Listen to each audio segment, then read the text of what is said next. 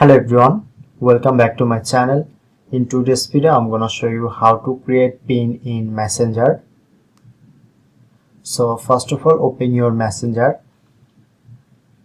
Before start the video, make sure to subscribe our channel and hit the bell icon for more update. So let's get start.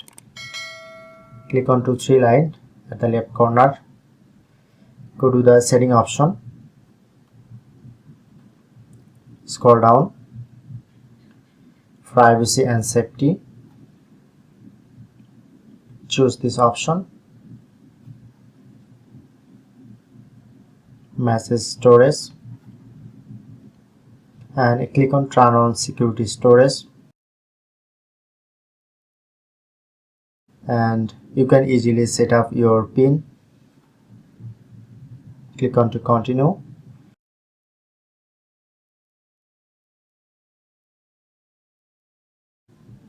Okay, now done.